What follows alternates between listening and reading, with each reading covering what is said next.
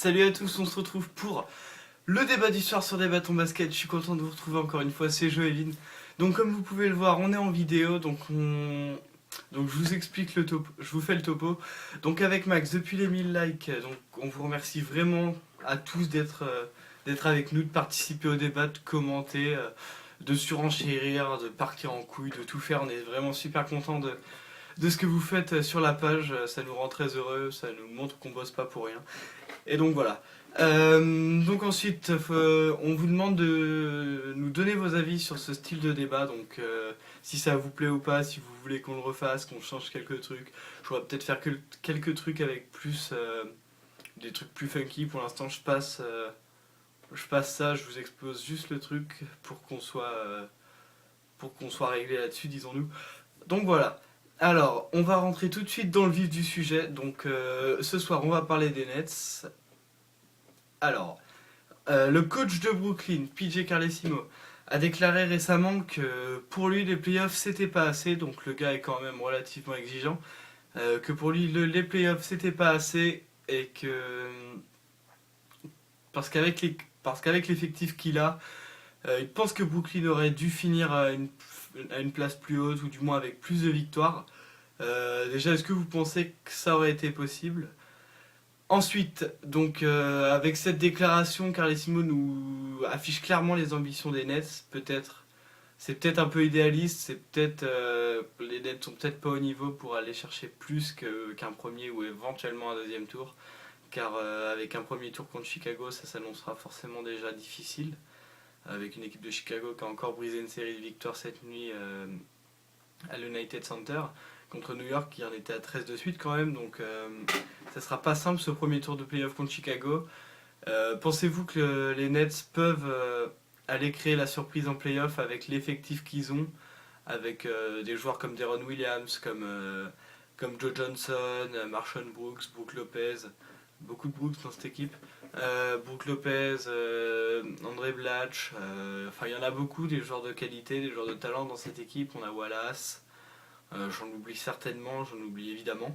Donc voilà, ce soir, la question est simple. Est-ce que vous pensez que les Nets sont capables d'aller chercher autre chose que justement ce premier tour de playoff, qui paraît quand même relativement satisfaisant pour une équipe qui, depuis quelques années, n'était plus en playoff, squattait les fonds de tableau, faisait ami-ami avec les Cleveland ou les Washington.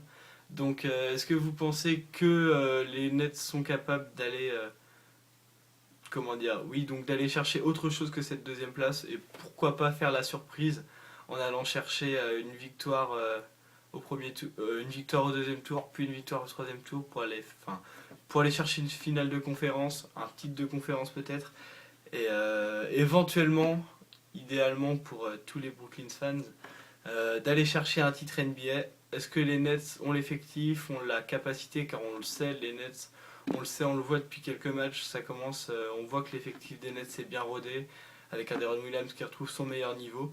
Donc est-ce que vous pensez, donc voilà, la question c'est ça, est-ce que vous pensez que les Nets sont capables d'aller faire quelque chose en playoff, d'aller créer la surprise, d'impressionner tout le monde, d'aller là où on ne les attend pas? Donc voilà.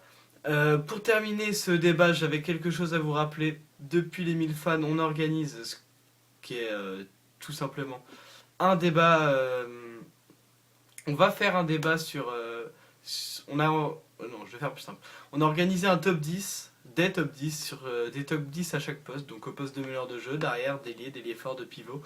Donc on vous a exposé le truc sur un statut, donc je vais remettre ce statut dans la description de ce débat pour que vous oubliez pas, pour que vous puissiez aller le faire et nous l'envoyer sur debatonbasket@gmail.com si ça vous intéresse.